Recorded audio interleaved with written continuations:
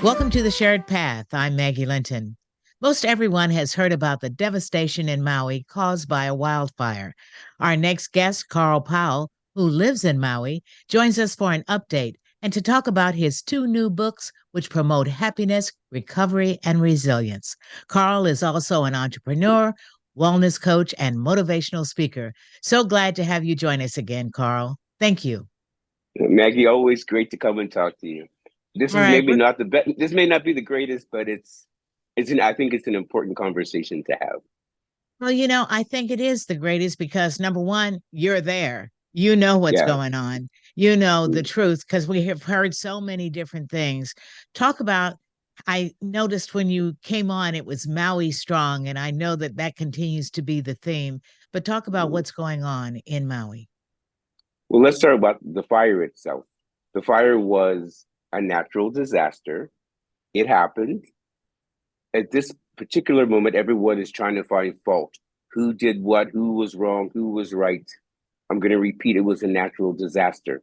And in a natural disaster, nobody's right, nobody's wrong. There's always a little bit of fault here, maybe a little bit there, maybe this could have happened this way, but we can't live in coulda, shoulda, woulda, because this is what is presented in front of us. And so for Maui, the beautiful thing is I think that people are coming to what I call mindful presence, that they're just, this is where we are in this moment. Now, what do we do? So I love that the community really pulled together, that the entire country pulled together for us. I have a t-shirt that I've been selling on my website to support a friend of mine who lost her home. Many of my friends have lost their homes, lost everything, lost their businesses. It was a very devastating fire. Some of the saddest stories that I've ever heard. One little boy was home alone. His parents were working. He was just about to be 15. He was in the house with his dog, didn't know the fire was going on, didn't know what to do, went in the room with his dog, cuddled up with his dog. 2 days later, they find him. And his parents said they were grateful because his body was in one piece and they could identify him. And on that day, that's what they had to be grateful for. And that's what I call mindful presence. They didn't sit back and cry and wail. Of course they did. But when they were asked, they stayed right in mindful presence and said, we are grateful for. And that's where we always have to stay because there's always going to be devastation and disaster. Our job, our job is to stay in mindful presence and say, this is what's happening right now. And I just have to figure out what do I do from here? No guilt, no blame, no shame. Still in somewhat of a recovery mode too, because there's Mm. still so many missing people who have Yeah. not been identified and still looking through Mm. remains for that too. Yeah. It's just terrible. I try not to watch too many of the videos because I've been living on Maui 20 years back and forth, and up until 3 years ago, always lived in Lahaina. So Lahaina is very, very close to my heart. One of the craziest, saddest videos I saw is they went through and they showed all of the pets that they were finding, and there was a whole pile.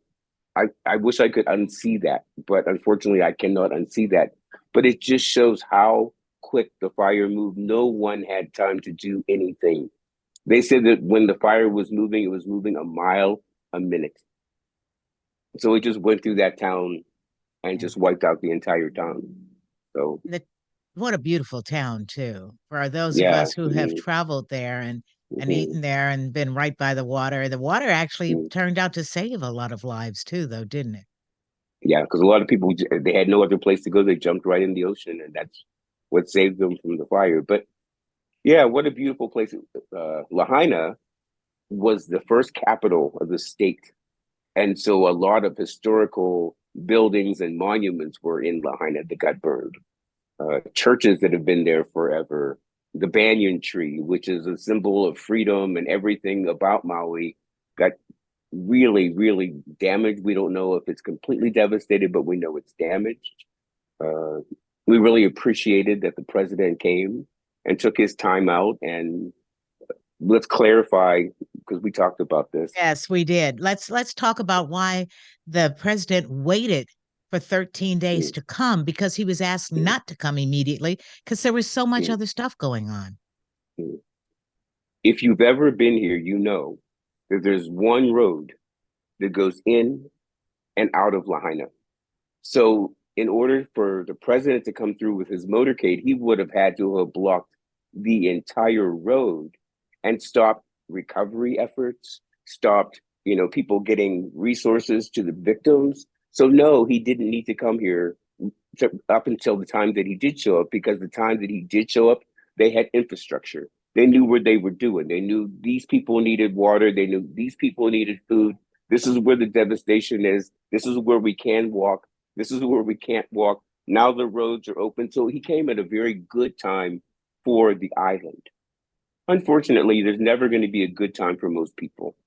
People are going to find criticism with either he didn't come at all, he came too early, he came too late. And like I said in the beginning, we can't live in coulda, woulda, shoulda. He came when he came, and that was the time that he showed up. I know I saw one of my friends online, and she was irritated because she went to get groceries and she had to sit behind his motorcade and wait while she had to, while he was there giving comfort and support to other people. She was complaining because she couldn't get to her mansion on the hill that was not destroyed, but wanted to talk about President Biden coming to see how screwed up everything is here. But your world is not screwed up. So, no, you didn't need him to come and visit you. But the people who were in the trenches, the people who were there, people who lost family, who lost businesses and homes, they needed him to be there, and he came. He did what he needed to do. And I think we need to honor and respect timing for everybody, because not everyone's time is the same. Maybe some people needed him to come earlier, but the island didn't need him to come earlier. Maybe some people not needed him not to come at all, but there were a lot of victims that needed him to come to hear his words of comfort. So you can't please everyone ever, but mindful presence. That's what happened, and it helped a lot of people. Let's just vacillate on that. Talking about mindful presence, but also you want to talk about resilience, happiness, and recovery. And your one book, The Seven Seeds of Happiness, is there Mm-hmm. for young people all the way through. It looks like a children's book, but the words inside are good for everyone, any age. So the seven seeds of happiness, first of all, I dedicated it to my mother and my brother who recently passed. But it was really for my younger brother who was born a man, transitioned into a woman. His man's name was Tim. His woman's name was Tracy. So I called the little boy in the story Tim Tracy. And I always knew that my brother's biggest uh, obstacle was trying to find happiness in who he was. So that's how the theme of the book started. But then all of a sudden, things started coming to me about growth. And of course, my business is called Grow with Carl. I'm always thinking about growth. So the story is about a little boy who can't find happiness. He walks around town, asks people, can't find it, looks down, finds an envelope. Inside the envelope, he finds seeds that he plants. And through those seeds, he finds happiness. The first seed is gratitude. And what he learns is that happiness begins by counting your blessings. So when you're looking for his happiness, the first thing he planted was gratitude. The next thing he planted is love. And it just goes in that order. As he plants the seven seeds, he builds a garden of happiness, love, and appreciation. He builds, so he grows a positive mental attitude. And that's what we all need to grow, and that's what we all need to build. So I think the story is great for people of all ages, because I think we all are about storytelling and how we share stories with others. And this may be a children's story, but it's a story that you can share with everyone. That whatever you put your attention to, whatever you put your focus on, and whatever you give your love to will grow in your life. So if you choose to focus on the negative, that is what's going to grow in your garden. And if you focus on the positive, your garden's going to grow and you're going to feel happy. So the book, it means a lot to me because it's the story of truly how I believe life is. Whatever you give your attention to, give, not pay. Because I don't ever want to pay for anything. I want to give my attention. Paying sounds way too hard. Whatever you give your attention to will grow in your life. So, message for everybody there. It's true. Like I said, it's and the sooner we learn it, which is why I guess you geared it toward younger people, but the sooner you learn it, because you aren't Mhm. always taught that at home. A Yeah. lot of times, what's at home may be more negative and not the best positive look at life. And yet, you get a book like that, and it can change a life or many lives because you will then start attracting those same like minded people to you. And we've talked about this before, but I've changed my perspective about being able to change the past.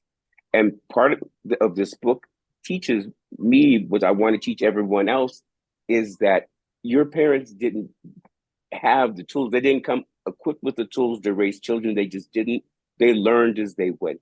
And when I was younger, I faulted my parents for not doing this and not teaching me possibility training. Why didn't someone teach me all the things that were possible? Because they didn't know. And you can't fault someone for something they didn't know. But when I was 8 or 9 or 10, I didn't know what my parents knew. I didn't know what struggle they lived through. I didn't know what my father's struggle was as a Black entrepreneur in Pittsburgh, Pennsylvania, where Black people weren't supporting him, white people weren't supporting him, and he has inner struggles of his own. So he needed to read this book too, because he needed to find a way to make himself happy. He drank instead. So when I was young, I faulted him for drinking, but no one taught him how to have a positive mental attitude either. So I think it's really important that if we start with our children and start teaching them a positive, then that will grow. My favorite word, grow. As they get older, that story will continue and it'll evolve and it'll grow. And people will start to, at a very young age, learn to develop a positive mental attitude. Right. Because as you think, so shall you go. Yeah, exactly. So you grow. Yeah. Dang. See, I worked it in there, didn't I? Yeah. All right. Let's see book number two. So book number two is called Tap Happy. I love this. And You know, I love the yeah, tapping. yeah. I just 2 weeks ago I got certified as an emotional freedom technique practitioner. So I went through and I took the test, and now I have a license to do it for people. I've been doing it in my meditation for years, but I Yes. had never really pulled it in and identified how I can use it with people outside of the realm of fitness. So now I'm moving into more wellness. I learned it first because I was working with cancer patients. And with them, they have a lot of emotional baggage that they need to break through in order to heal. But don't we all? Don't we all? Yes. We're all hurting somewhere. We're all needing, we all want to be loved and accepted. We're all striving, and it becomes a stress on our central nervous systems. So we always are in fight or flight. What do I do? Well, where do I go? And tapping, what it does is it brings you down to my favorite word for today, mindful presence. Just being here in this moment, breathing, tapping on your meridians or like your acupressure points, and repeating to yourself positive affirmations. The tapping is a vibration therapy. So you start to tap, you start to get that vibration, and then you start to feed in the affirmation. So the affirmation stays with you because you've tapped it in. When you stop tapping, you still feel the resonation of the vibration. And so you still hear in your mind the message. So it's Right. tapping the message into your central nervous system so that when you need it later on, you can pull that feeling back up and utilize it to help you move through your Yeah. day. Now it starts there, but you do it in other locations too to help, in a Mm-hmm. sense, align the whole body with Mm-hmm. that calm that they Mm-hmm. need. Okay, so not because I wasn't expecting you to ask me, but I prepared something. Hey, you know me. Yeah, I know you. We've been friends a long time. I know you. So we're just going to start Yes. with our feet flat on the earth. Hmm. And you're going to place your right hand right over your chest and you're going to touch your collarbones on top. So you can touch your collarbones. And then just No. go ahead and relax your eyes. So you're just touching your collarbones on both sides. And we're just going to start breathing in and out, judgment free. Just noticing your breath. Now, as you inhale, you really want to fill that hand with air as you inhale. Feel it move into your heart, into your lungs. And then go ahead, open your mouth, exhale, and just release that breath. A long, deep, judgment-free breath. The hand that is on our heart is gently begin to tap our chest lightly. And we're breathing. Even though I may have negative thoughts, I choose to cultivate a positive mindset and create happiness in my life. Long, deep breath. Even though I may have negative thoughts, negative feelings, I choose to ignore them and to cultivate a positive mindset. I want to be happy in my life. And then we're just going to pause our tapping hand and just notice how you feel. Long, deep breath.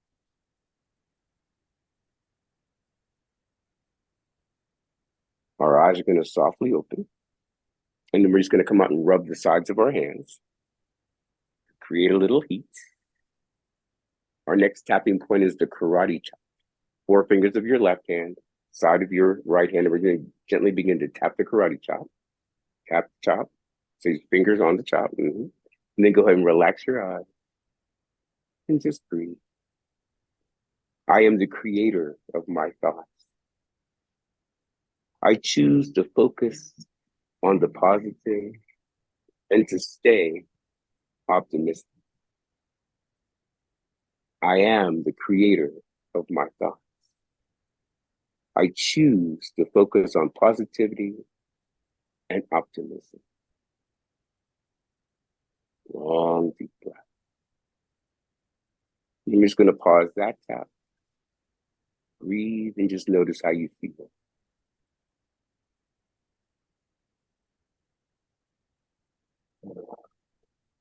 And then our soft eyes are going to open. We're going to do 2 more. Peace sign with your right hand. We're going to come right underneath our nose, right at upper lip, and just start to tap. So this is our filter. Although I may have negative thoughts, negative feelings, and sometimes those thoughts and feelings want to come out of my mouth in negative words, I choose to speak positive words. I choose to speak of happiness.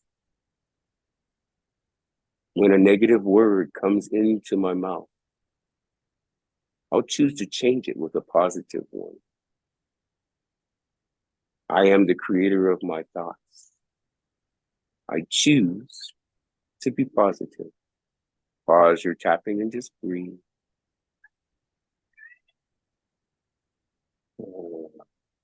And then our soft eyes open.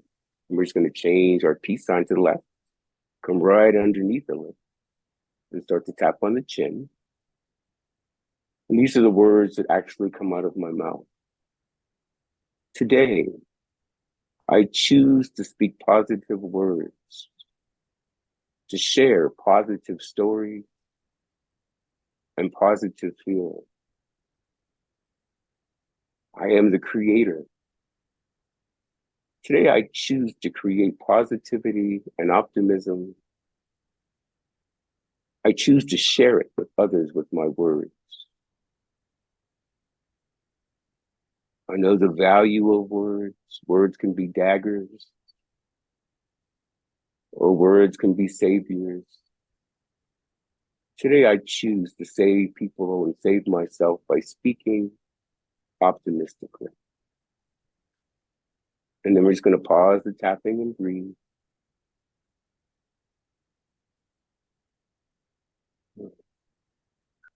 Soft eyes open. We're going to touch all of our fingertips, all of our energy sources. Hands into your heart. Go one more time. Relax your eyes. Notice your breath. Long, deep breath. Notice the warmth in your hand. Chi energy, chi energy. That's our life force. We've increased our life force with positive energy and emotion. Today, I choose to always live, love, happy, positive, and share my optimism with the world. Soft eyes open. And we'll say namaste. The highest part of me Namaste. salutes the, which means the highest part of me salutes and sees the highest part of you. Namaste. Namaste. And just notice how you feel. Yeah, well, what I noticed almost right from the very beginning is everything I did made me relax a little bit more, Yeah. and breathe, be more conscious of my breathing. And in the technique, what people will do in general is we'll have a conversation and you'll tell me, these are the things that are going on with me today. So we start with a conversation. After you tell me the conversation, I ask you to check what your stress and anxiety level is around that, and you give it a number. 10 being the highest level of stress, 0 being no stress. And then as we tap, we try to tap that number down. So let's say we go through a whole round of tapping and you say you went from 8 to 7. Well, let's do it one more time. And you tap on each point 30 seconds to 2 minutes, depending on how much time you have and how much energy and angst you have. And as you tap, you tap it away and then you go back and you check your number. I worked with people who number comes down drastically the first time. And I worked with people who it took 4 or 5 rounds before they really started to see that number descend. But with all people that I've worked with the exception of one, I've had one person who said, this doesn't work for me at all. I've had very positive experiences, and I've seen people feel better when they walk out, which is always my goal. Because as a practitioner, a lot of times in people's lives, they never start and finish something. They start washing the clothes, they start washing the dishes. But when you come to your practitioner for exercise or mental wellness, you start and you finish. So that's an accomplishment. So I want to make sure that accomplishment is a positive accomplishment. You came in, you felt this way. We went through the arc, and when you leave me, you feel different. And so you started and you finished, and you now have accomplished something in your day. A lot of people, that may be the only accomplishment they have. Not everybody, but some people. So I really want to make sure that I treat that with kindness and love. And I am the creator of my thoughts. And I want to share those creative and mindful thoughts with you. And if I can tap them in or love them in or however I have to do it, that is my goal in life.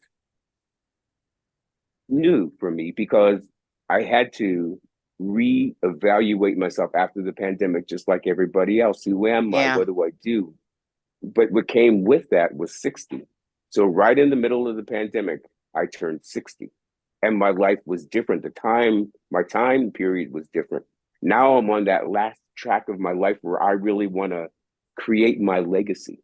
I want to be able to have people have stories in their mouth to tell Carl said this or Carl told me this long after I'm gone. And that's how I know I'll continue to live, through my words and through what I've taught to other people. And that's the same for you and for everybody else. Your legacy is the stories that people will tell about you when you can't tell them yourself. So be very careful about the stories that you tell and be positive because everybody's hurting. We're all going through something. You're going through something. I'm going through something. The woman sitting next to me on the bus is going through something, and she might look bad and she might smell bad, but she's going through something, and it's not my place to judge her journey. I just have to stay focused on my own. And if I can make her journey a little bit nicer by tossing her a smile, it didn't cost me nothing, but it meant the world to her. Know that you are the creator and you get to create positive energy around you or negative energy around you.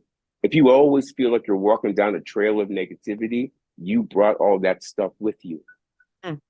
You brought that with you because wherever you are there, wherever you go, there you are. So if you're carrying positive things with you when you're walking down the road, flowers are coming off, rainbows are over your head, you're having a good time. Or you can live in that darkness with thunder and lightning and smoke and fire, brimstone. If that's the path you choose, know that that was your choice, because we all have the option and ability to pause, stop, get into mindful presence, and decide, how do I want to feel? How do I want to live? How do I want to live my legacy? And how do I want to share that and show up in the world? Plus, we can restart wherever we are. It may Yeah, have been bad in exactly. the past. It can be different in the future if we just allow ourselves to go in that path. And you can change the past. We talked about that by changing who you are right now.